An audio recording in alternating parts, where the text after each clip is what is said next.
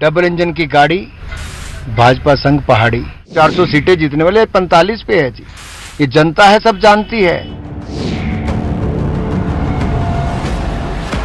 पाजी, आपके तमाम परिचय हैं खेल के मैदान से और राजनीति के मैदान तक। अगर इसको गिनाने लगूंगा तो लंबी फेहरिस्त हो जाएगी। सीधे मुद्दे पे लौटते हैं, चुनाव है, ज्यादा सीधे सीधे बात करते हैं। पाजी, इनका एक सबसे बड़ा परिचय वो ये है कि ये हिमाचल के बेटे हैं। लेकिन यहां पे जो चैलेंज करने आई हैं कांग्रेस की तरफ से, वो कह रही है मैं हिमाचल की बेटी हूं, प्रियंका गांधी। स्वागत है प्रियंका जी का। हिमाचल तो स्वागत करता, उन्होंने अपना घर भी बनाया है, लेकिन उनके अपने ही घर वाले, अपने भाई, उनको भारत जोड़ो यात्रा में भी नहीं जोड़ पाए। भैया जी क्या कहेंगे? भाई वो तो भाई बहन की ही नहीं ध्यान कर रहे हैं। भाई बहन को नहीं जोड़ पाया कि किसको जोड़ तो आप तो सोच ही रहे होंगे कि राहुल जी आ जाते तो अच्छा होता। हम तो उनका भी स्वागत करते हैं, जहां जहां उनके चरण पड़ते हैं वहां वहां कमल खिल उठता है। तो मतलब ये चुनाव जो है मोदी जी का चेहरा या जयराम जयराम? देखिए, जयराम जी ने 5 साल हिमाचल प्रदेश में सरकार चलाई, मोदी जी ने पूरा आशीर्वाद दिया और हिमाचल प्रदेश को विशेष राज्य का दर्जा दिया। बहुत बड़े बड़े project, AIIMS, PGI, central university, triple IT, IIM, IIT, railway lines, medical colleges, ये सब करने का काम किया जो हिमाचल ने 70 साल में नहीं देखा था केंद्र की ओर से, वो 5 वर्षों में मोदी जी ने दिया है। तो जयराम जी को एक बहुत बड़ा एडवांटेज मोदी सरकार का भी रहा कि वहां से बहुत सौगात भी मिली और हिमाचल प्रदेश को विशेष राज्य का दर्जा भी दिया गया। अनुराग जी, ये सवाल इसलिए भी था क्योंकि अभी सुबह मेरी बात हो रही थी विक्रमादित्य जी यानी राजा साहब के बेटे से। उन्होंने कहा कि ये जो राम राम कहते हैं, मैंने उस पर इशारा था कि जो ये राम राम कर रहे हैं, ये राम राम नहीं चलेगा यहाँ, क्योंकि असली हिंदू तो हम हैं। हमने अपने समय में काम किया है, हमने हिंदू जागरण के लिए, और जो हिंदू हित की बात है वो सबसे ज्यादा तो हमने की है। ये राम राम इनका यहाँ नहीं चलना इस बार। कांग्रेस को चुनाव आते ही जनेऊ याद आ जाता है, राम मंदिर याद आ जाते हैं, लेकिन राम मंदिर का विरोध वो खुले में करते हैं। और यही नहीं, मैं अगर आप देखेंगे भारतीय जनता पार्टी को मंदिर बनाने, राम मंदिर का मुद्दा हमने लिया था, पूरा करके दिया, धारा 370-35 से कहा हटा कर दिया है। और यही नहीं, सोमनाथ मंदिर का दिव्य और भव्य स्वरूप दिया, काशी विश्वनाथ को दिव्य और भव्य बनाने का काम किया, केदारनाथ धाम को भी दिव्य और भव्य बनाने का किया, और रामलला की जन्मभूमि को अयोध्या धाम अगले साल बना के पूरी कर देंगे। वो तो कह रहे हैं हम सच्चे हिंदू हैं। हम आस्था का केंद्र भी है और अर्थव्यवस्था के साथ जोड़ने का काम भी किया। कांग्रेस ने तो भारत को तोड़ने का काम किया, जहां टुकड़े टुकड़े गैंग को लेकर वो भारत जोड़ो यात्रा में शामिल हैं, वहीं पर राम मंदिर ना बने इसके लिए हर संभव प्रयास कांग्रेस ने किया। तो अपनी सरकारों में क्यों नहीं कर पाए? हमने कैसे आके कर दिया? हमने 370-35 से कैसे धारा खत्म की? ये नेहरू जी का ब्लंडर था जी, जिसके कारण 40,000 लोगों की जान चले गई। और वो कह रहे हैं इतिहास आप नहीं ढंग से पढ़ते हैं। वो कांग्रेस वाले ने कहा इतिहास आप ढंग से नहीं। हम इतिहास पढ़ते भी हैं, इतिहास गढ़ते भी हैं, और जो खराब निर्णय उन्होंने लिए थे हमने बदलने का काम किया और जम्मू कश्मीर को विकास की राह पर लाने का काम किया। जहां जम्मू कश्मीर में तिरंगा झंडा फहराने पर भी मुझे जेल कर दी जाती थी, वहीं आज हर घर तिरंगा लहराया जाता है। ये नरेंद्र मोदी जी ने करके दिखाया है। चुनाव हो और धूमिल जी की याद ना हो तो ये तो संभव ही नहीं है। आप सुपुत्र भी हैं, वो मुख्यमंत्री रहे। अब सवाल ये है कि वो सड़क वाले, बिजली वाले मुख्यमंत्री के नाम से जाने जा रहे हैं, लेकिन अब ये जो मौजूदा सरकार, इसको आप कैसे कहेंगे, इसको कैसे आंकेंगे जयराम जी को? क्योंकि विपक्ष तो कह रहा है 5 काम गिना दीजिए, बड़े 5 काम गिना दीजिए, आक्रमण कर रहा है। देखिए, 5 से ज्यादा 50 काम भी गिना सकता हूँ, और जयराम जी ने बहुत शानदार काम हिमाचल प्रदेश में किया है। आप कुल मिलाकर देखें, अगर मोदी जी ने आयुष्मान भारत दी, जयराम जी ने हिमकेयर योजना प्रदेश में दी, हमने केंद्र से योजना लाई, हमने यहाँ पर मुख्यमंत्री गृहिणी योजना लेकर आए, और अगर केंद्र ने अन्न योजना चलाई तो यहाँ पे भी 500 करोड़ रुपया खर्च करके अन्न के अलावा दाल और हमने तेल भी देने का काम किया। इसी तरह से अगर केंद्र ने एक बड़ा प्रोजेक्ट किया तो दूसरा हिमाचल की सरकार ने अपने आप किया है। तो डबल इंजन की सरकार की जब हम ताकत कहते हैं, तो ये जो मैं प्रोजेक्ट आपको गिनाता हूँ, ये विकास की रफ्तार है, फिर भाजपा सरकार है। और आप देख लीजिएगा, ये डबल इंजन की गाड़ी, भाजपा संग पहाड़ी, ये होकर है। क्या बात है, डबल इंजन की गाड़ी, भाजपा संग पहाड़ी। पाजी, इसका बड़े मायने हैं क्योंकि 2 हिस्से में है हिमाचल, एक ऊपर पहाड़ वाला और नीचे वाला, और ये नारा यूं ही नहीं इन्होंने दिया है, बहुत मायने हैं। लेकिन सवाल ये है कि विपक्ष जो है बार बार आपको कह रहा है कि कर्ज कर्ज कर्ज, और दूसरा कह रहा है कि ओल्ड पेंशन स्कीम। ये कैसे होगा, इससे कैसे निपटेंगे? देखिए, हिमाचल प्रदेश ने 60 साल से ज़्यादा की उम्र के वाले अपने भाई और बहनों के लिए पेंशन की योजना दी ताकि उनको बुढ़ापे में भी सहारा मिल सके। सहारा योजना दी ताकि कोई इस हालत में हो जिसका कोई सहारा नहीं, हमारी सरकार सहारा बने, उसको अन्न की कोई कमी ना आए, गैस की कोई कमी ना आए। हमने वो सब करने का काम किया, नल से जल देने का काम किया। इसलिए सहारा बनकर भी हम लोग प्रदेश में रहे और आगे भी सहारा बन के ही चलने वाले हैं। और जो कांग्रेस की बात है, कांग्रेस पे तो लोग विश्वास ही नहीं करते। जिनके अपने नेता बेल पर हों, केंद्र और प्रदेश वाले भ्रष्टाचार में डूबे हों, वो क्या करेंगे? जिस कांग्रेस ने 2012 में हर घर से एक व्यक्ति को नौकरी देने की बात कही थी, वो 5 साल में 50,000 नौकरी भी नहीं दे पाई, तो आप क्या कहेंगे? वो कैसे? कांग्रेस ने कहा था हम कर्जा मुक्त करेंगे किसान को, वो 5 राज्यों में कुछ नहीं कर पाए। पंजाब से छुट्टी होगी, बाकी 4 में होने वाली है। वो ये कहते हैं कि आप डराते हैं सीबीआई का और आप कहते हैं ईडी का। आज विक्रमादित्य भी कह रहे थे आप डरा, इसीलिए मेरी मां ने कहा था कि 25 साल कांग्रेस नहीं आएगी, क्योंकि वो आप डराते हैं इसी वजह से। आखिरकार किसी ने कोई कर्म ऐसे ना किए हों, कोई भ्रष्टाचार ना किया हो, तो उसको सीबीआई ईडी से क्या डरना जी? ये तो सरकारी एजेंसीज नहीं, ये तो जांच एजेंसीज हैं जो जांच करती हैं भ्रष्टाचार के खिलाफ, स्वतंत्र हैं। और अगर हमने भ्रष्टाचार मुक्त देश करने की बात कही तो इन भ्रष्टाचारियों के खिलाफ कार्रवाई तो होनी ही चाहिए। और जनता से वायदा था जी, कोर्ट से इनको रिलीफ कहाँ मिल पाई? आखिरकार ये होते तो जेल क्यों जाते, या इनको बेल पे क्यों होते? भ्रष्टाचार किया तभी है। भाजी, बात हो अगर अनुराग जी की और हिमाचल में हो रही हो, तो निश्चित तौर से हिमाचल के बेटे हैं तो बातचीत तो आएगी उस सामने। इस बार आप भावुक हुए, बाकायदा भावुक हुए, और आंखों से आंसू भी आया, और जबान और लड़खड़ाया तो नहीं शब्द इस्तेमाल करूंगा, लेकिन ये कह सकता हूं गला भर गया। जब आप पार्टी के कार्यकर्ता के रूप में उभर कर यहाँ तक पहुंचे हों, और आपने देखा हो कि 2017 के चुनाव के बाद 5 वर्षों में किस तरह से भारतीय जनता पार्टी के कार्यकर्ता ने विधानसभा को सींचने का काम किया, संगठन को मजबूत करने का काम किया, और वो फिर एक बार लड़ाई लड़ने के लिए तैयार है, फिर किला फतेह करने के लिए तैयार है, फिर मैदान फतेह करने के लिए तैयार है, फिर कमल खिलाने के लिए तैयार है, तो उनकी उन भावनाओं को, उनको जोश को देख के आप भावुक हो ही जाओगे। और ये कार्यकर्ताओं की ही पार्टी है, कार्यकर्ता ही इसको खड़ा करते हैं। और धूमल जी ने कार्यकर्ता के रूप में जब 2017 से 2022 में एक पूर्व प्रत्याशी के रूप में विधानसभा को सींचा, मैं देखा कार्यकर्ताओं को जमीन में काम करते हुए, और कितनी ताकत के साथ उस दिन उत्साह में लड़ने के लिए तैयार थे। उसने मुझे बहुत भावुक कर दिया कि हम उस पार्टी के कार्यकर्ता हैं जिसके बाद दुनिया के सर्वाधिक सदस्य भी हैं, सर्वाधिक कार्यकर्ता भी हैं, सर्वाधिक MP, MLA और बाकी चुने प्रतिनिधि भी हैं, सर्वाधिक सरकारें भी हैं, और सर्वाधिक लोकप्रिय नेता भी दुनिया का जिस पार्टी के पास है। तो आप थोड़े से इमोशनल तो हो ही जाएंगे, भावुक हो जाएंगे, क्योंकि कार्यकर्ता जब ऐसे हों तो निश्चित तौर से। लेकिन धूमल जी चुनाव नहीं लड़ रहे हैं, वो कुछ फर्क पड़ेगा? धूमल जी ने आज से लगभग 2-3 महीने पहले ही पत्र लिखकर दे दिया था कि वो चुनाव नहीं लड़ेंगे। पार्टी के जो नियम हैं, आयु के हों या बाकी, उसके चलते वो चुनाव नहीं लड़ रहे। और एक कार्यकर्ता के रूप में वो पहले भी काम करते रहे, हमारे बहुत वरिष्ठ नेता हैं, और पार्टी ने उनके नेतृत्व में 3 बार यहाँ पर सरकारें, 2 बार तो मुख्यमंत्री बने, तीसरी बार 2017 में हमारी सरकार बनी। तो ये अपने आप में दिखाता है कि बहुत बड़ा योगदान उनका संगठन को मजबूत करने में और सरकारें बनाने में रहा है, और आगे भी उनके आशीर्वाद से देश में भारतीय जनता पार्टी को लाभ मिलेगा। एक समीकरण बनती है, और वो ये बनती है चुनाव के समय में, आप सबसे बड़ी पार्टी विश्व की, और कांग्रेस कहती है मैं सबसे पुरानी पार्टी देश की। एक तीसरी पार्टी भी आई है, वो कह रही है कि मेरी जो पार्टी है वो सबसे तेजी से बढ़ने वाली पार्टी है, उसका जंप बहुत तेज है। इक्वेशन को कैसे आप सरल करेंगे?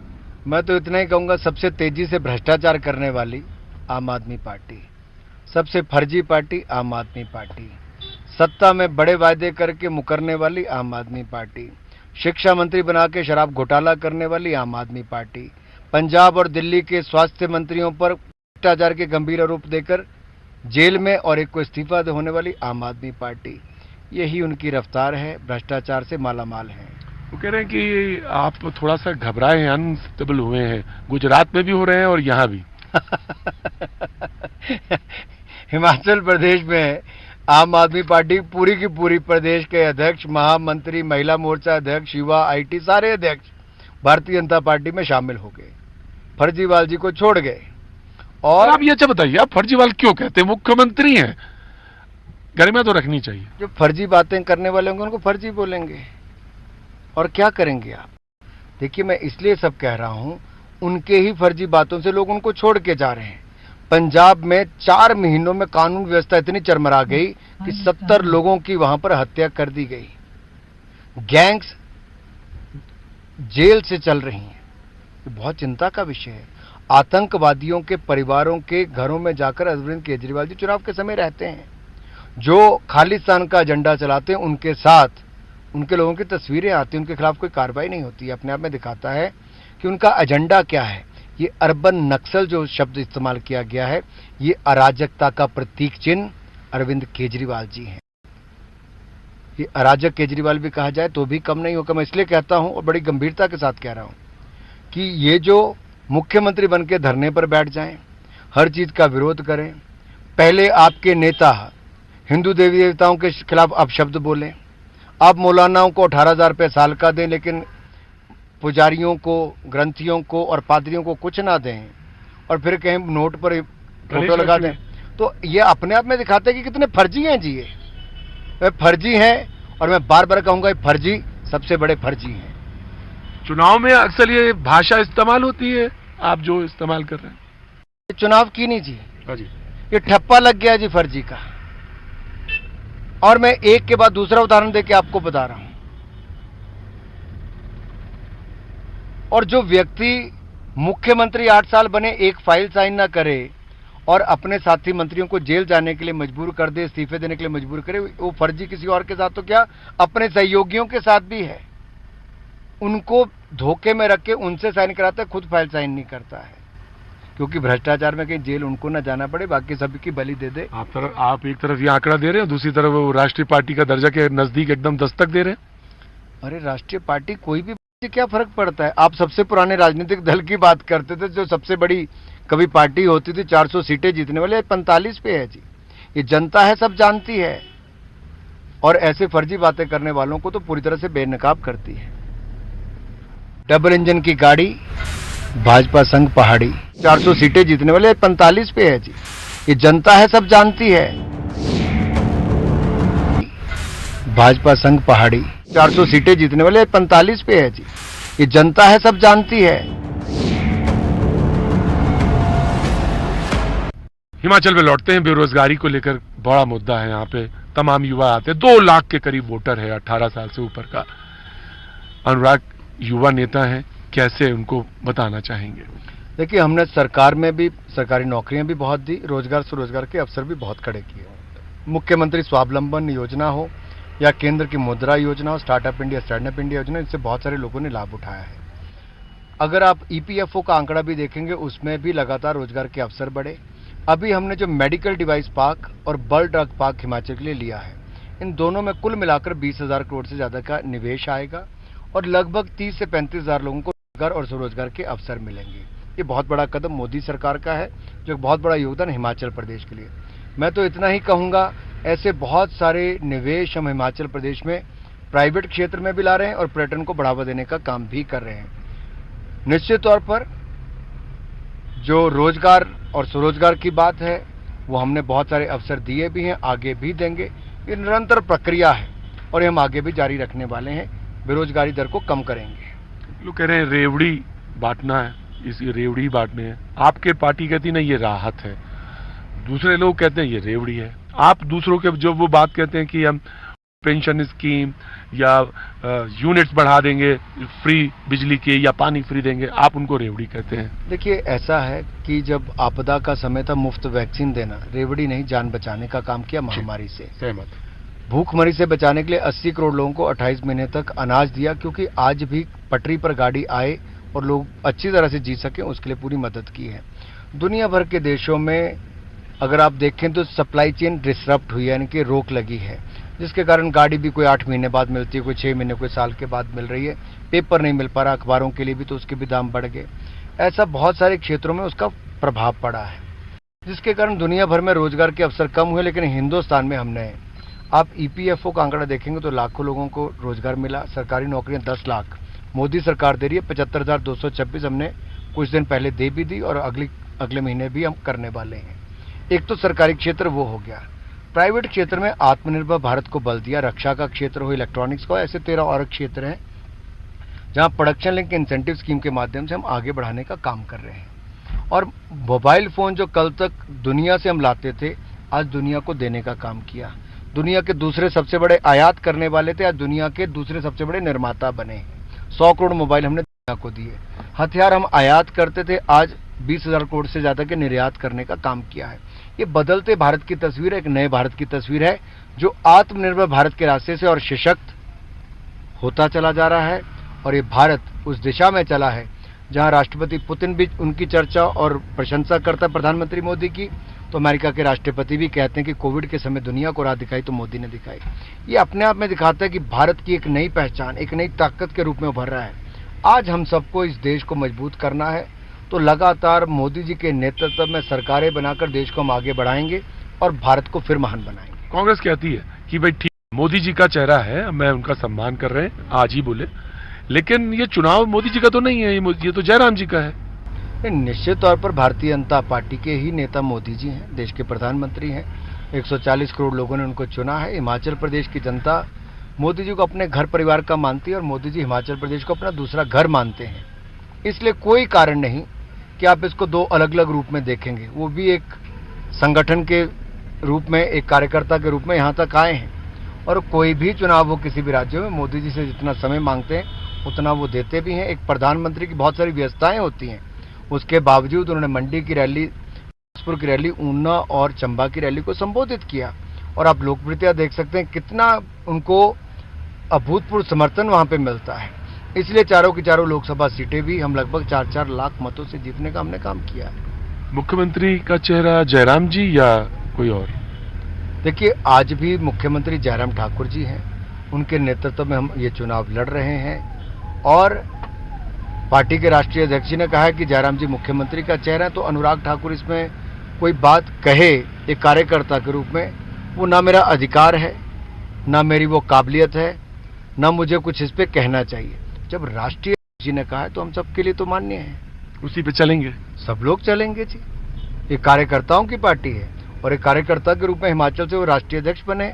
हम सबको ये जिताकर मोदी जी और नड्डा जी की झोली में चुनाव डालना है जी। तो अनुराग जी कहाँ पे मुख्य अगला, या ये मान लें कि अब हम हिमाचल की राजनीति नहीं, अब हम देश की राजनीति में? देखिए, मैं हिमाचल से चौथी बार सांसद हूँ, चौथी बार लोकसभा का सांसद हिमाचल से ही हूँ। मोदी सरकार में सबसे कम उम्र में हिमाचल से किसी को कभी भी कैबिनेट मंत्री बनने का अवसर मिला, मुझे मिला। बड़े बड़े विभाग दिए गए। आभारी हूँ मोदी जी ने अपने हाथ काम करने का और सीखने का अवसर भी दिया, और देश के विकास में थोड़ी सी आहुति योगदान मेरा हो, इससे बड़ा सौभाग्य हिमाचल के लिए और क्या है। ये हिमाचल के छोकरे को मोदी जी ने जो आगे बढ़ाने का काम किया है, वो तो हिमाचल की जनता उनका आभार प्रकट करती है और मैं तो सदा उनका ऋणी रहूंगा। भाजी, ये तो बात हो गई बड़ी गंभीर वाली बात, लेकिन भैया जी वाला अभी मामला नहीं आया। मैं अब शुरू होता हूँ भैया जी वाले में।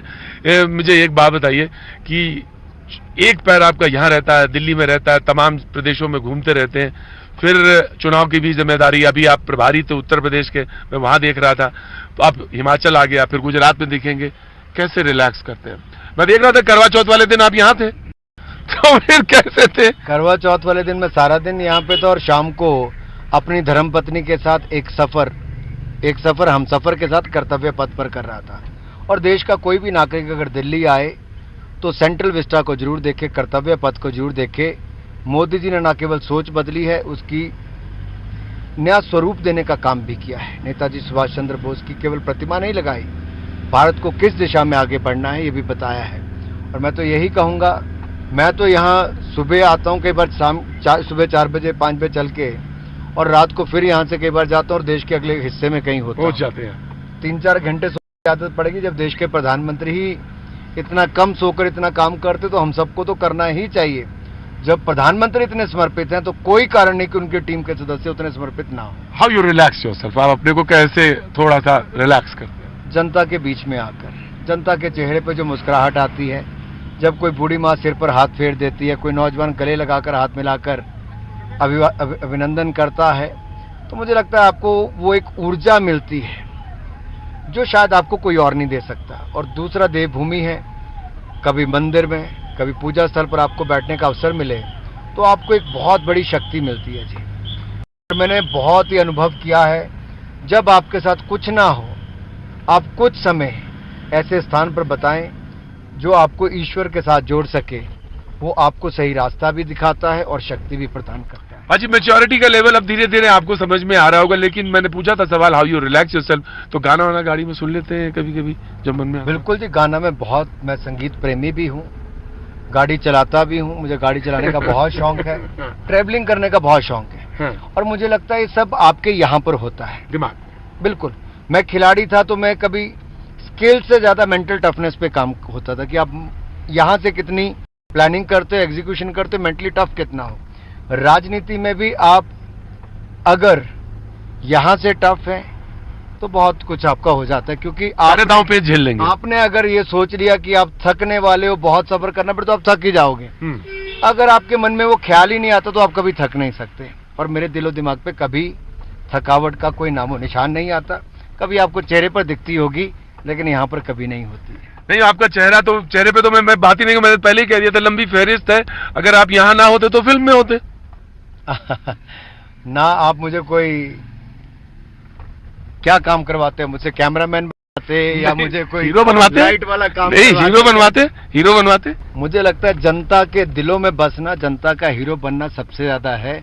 बड़े पर्दे का काम हमारा नहीं, हम जनता के दिलों पे ही बसे रहें, चमकते रहें, वो चुनते रहें, इससे बड़ी दुआ हम और क्या मांगे। गाना कौन सा गुनगुना लेते हैं जो फेवरेट है? मत पूछिए। एक कोई गाना गुनगुना दीजिए। बहुत सारे गाने हैं। मोहम्मद रफ़ी और लता मंगेशकर जी मेरे बहुत फेवरेट दो सिंगर्स हैं। और लता जी का तो मैं इसलिए भी बहुत रिस्पेक्ट करता हूँ क्योंकि क्रिकेट के साथ उनका एक ऐसा नाता है, बहुत क्रिकेट प्रेमी थे। 83 वर्ल्ड कप हम जीते, बीसीसीआई के पास पैसा नहीं, तो लता जी ने नाइट करके, राज सिंह डूंगरपुर जी के कहने पे उन्होंने नाइट का आयोजन किया, जो पैसा इकट्ठा वो टीम इंडिया को दिया गया। तो ऐ मेरे वतन के लोगों जरा आंख में भर लो पानी, ऐसे गानों से लेकर बचना, भैया जी कहीं ना आगे बहुत मेरे जिंदगी का सबसे सीरियस इंटरव्यू हुआ है, लेकिन मुझे मालूम है छेड़ तो वो वहां जाएंगे और छोड़ेंगे वो वहां जहां हंसी होगी। थैंक यू सो मच, बहुत बहुत शुभकामनाएं आपको भविष्य की। जय हो, thank you so much. Double engine की गाड़ी, भाजपा पहाड़ी, 400 सीटें जीतने वाले 45 पे है जी। ये जनता है, सब जानती है।